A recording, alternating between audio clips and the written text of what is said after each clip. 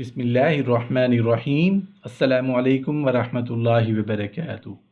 زنا کی ہسٹری کیا ہے؟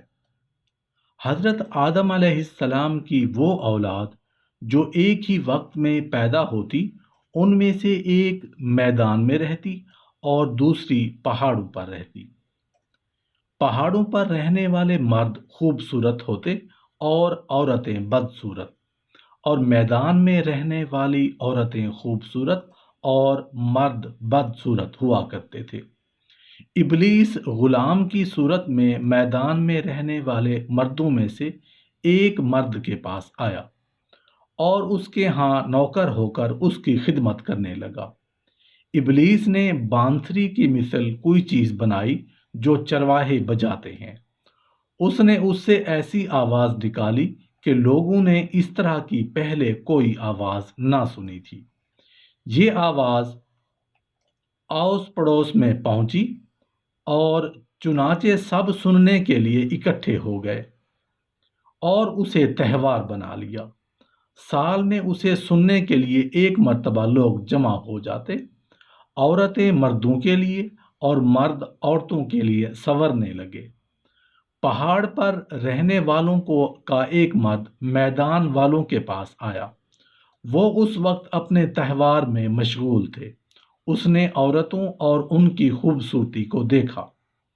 وہ اپنے لوگوں کے پاس آیا اور انہیں یہ سب بتایا۔ چنانچہ وہ بھی پہاڑوں سے اتر کر ان کی طرف آ گئے۔ یوں ان میں پہلے بد نظری شروع ہوئی اور دیکھتے ہی دیکھتے وہ بدکاری یعنی زنا کے مرتکب ہو گئے۔ سب سے پہلا شخص جسے زنا کے سبب رجم کیا گیا ربیعہ بن جدار اسلمی ہے۔ سب سے پہلا شخص جسے اسلام میں رجم کیا گیا حضرت معاذ رضی اللہ عنہ ہے۔ سب سے پہلی عورت جسے کھجور کے پتوں سے بنے چابک سے کوڑے مارے گئے ام جعدہ لیثی ہے۔ سب سے پہلی عورت جس کا چوری کی پاداش میں ہاتھ کاٹا گیا فاطمہ بنت اسود مخزومیہ ہے۔ سب سے پہلی عورت جسے تہمت لگانے کی پاداش میں کوڑے مارے گئے حمنہ بنت حجش ہے۔ سب سے پہلے مرد جنہیں تہمت کی پاداش میں کوڑے لگائے گئے حضرت حسان اور مستح ہیں۔ سب سے پہلے شراب حضرت نوح علیہ السلام کے زمانے میں تیار کی گئی۔ سب سے پہلا شخص جسے اسلام میں شراب پینے کی پاداش میں کوڑے لگائے گئے ایک آدمی ہے جسے عبداللہ حمار کہا جاتا تھا۔ سب سے پہلے خلیفہ جنہوں نے شراب پینے پر 80 کوڑے لگائے حضرت عمر فاروق رضی اللہ عنہ ہیں اور حضرت علی بن ابی طالب کے مشورے سے ہوا۔ سب سے پہلے جس کو شام میں شراب پینے کی پاداش میں کوڑے مارے گئے وحشی ہے۔ سب سے پہلے جس نے حمس میں رگڑے کپڑے پہنے وہ اور شراب پینے کی پاداش میں کوڑے کھائے وحشی ہے۔ سب سے پہلا حاکم جس نے شبہ کی بنا پر سزا دی اور بدگمانی پر پکڑ کی زیاد ہے۔ سب سے پہلا حاکم جس نے پڑوسی کی جگہ پڑوسی اور ولی کی جگہ ولی کو پکڑا مروان بن حکم ہے۔ بقول بعض سلیمان بن عبد الملک بھی ہو سکتے ہیں۔ سب سے پہلی قوم جس نے مردوں سے مباشرت کی قوم لوط ہے۔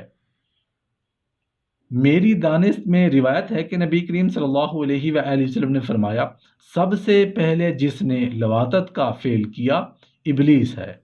جب وہ جنت سے تنہا اتارا گیا اس کی بیوی نہ تھی، اس نے اپنے آپ سے برا کام کیا، اس سے اس کی اولاد پیدا ہوئی۔ حضرت ابو ہریرہ رضی اللہ عنہ روایت کرتے ہیں کہ نبی کریم صلی اللہ علیہ وآلہ وسلم نے ارشاد فرمایا جو عورت کسی قوم میں اس کو داخل کر دے جو اس قوم سے نہ ہو یعنی زنا کرایا اور اس سے اولاد ہوئی تو اسے اللہ عز و جل کی رحمت کا حصہ نہیں ملے گا اور اللہ تعالیٰ اسے جنت میں داخل نہیں فرمائیں گے۔ حضرت عبداللہ بن عباس رضی اللہ عنہ سے روایت ہے کہ رسول اللہ صلی اللہ علیہ وآلہ وسلم نے ارشاد فرمایا جس بستی میں زنا اور سود ظاہر ہو جائے تو انہوں نے اپنے لیے عز و جل کے عذاب کو حلال کر لیا۔ حضرت عمرو بن عاص رضی اللہ عنہ سے روایت ہے کہ نبی کریم صلی اللہ علیہ وآلہ وسلم نے ارشاد فرمایا، جس قوم میں زنا ظاہر ہوگا وہ قحط میں گرفتار ہوگی، اور جس قوم میں رشوت کا ظہور ہوگا وہ رعب میں گرفتار ہوگی۔ حضرت بریدہ رضی اللہ عنہ سے روایت ہے کہ سرکار دو عالم صلی اللہ علیہ وآلہ وسلم نے ارشاد فرمایا، ساتوں آسمان اور ساتوں زمین بوڑھے زانی پر لعنت کرتی ہیں، اور زانیوں کی شرمگاہ کی بدبو جہنم والوں کو ایذا دے گی۔ حدیث شریف میں آیا ہے کہ جس کا مفہوم یہ ہے کہ زنا کرنے والا مرد قیامت کے دن قبر سے اٹھے گا اور اس کی دونوں آنکھوں کے درمیان عورتوں کی مانند شرمگاہ ہوگی، اور زنا کرنے والی عورت قبر سے اٹھے گی اور اس کی دونوں آنکھوں کے درمیان مردوں کی مانند عضو خاص ہوگا، اور اس کی شرمگاہ سے پیپ اور خون بہے گا۔ اگر اس کا ایک قطرہ بھی زمین پر گر پڑے تو تمام دنیا گرمی کے مارے جلنے لگے۔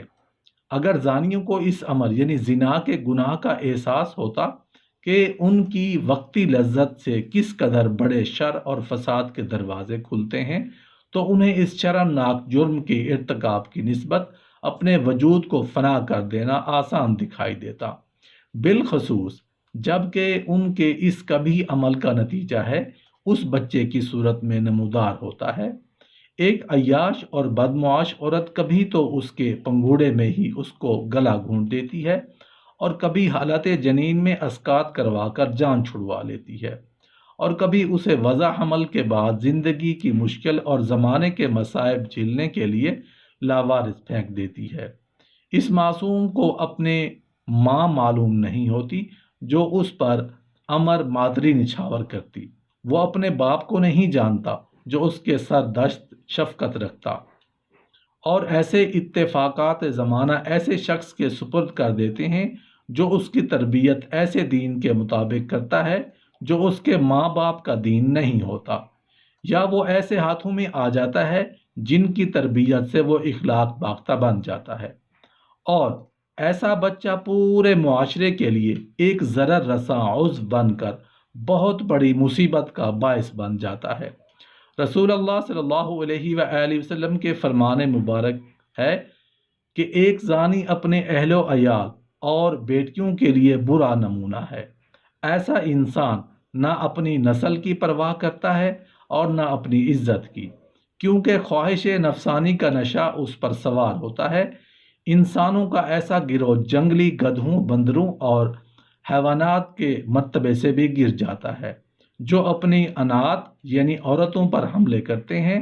جو اقوام عالم میں کوئی قوم زنا اور بدکاری کو جائز تصور کر کے اس میں مبتلا ہو جائے تو اس قوم کے زوال پذیر اور صفحہ ہستی سے مٹنے کے آثار بڑی صورت سے پیدا ہو جاتے ہیں، اور علاوہ ازیں اس کے وہ غضب الہی کے باعث دائمی عذاب کے مستحق بھی ہو جاتے ہیں۔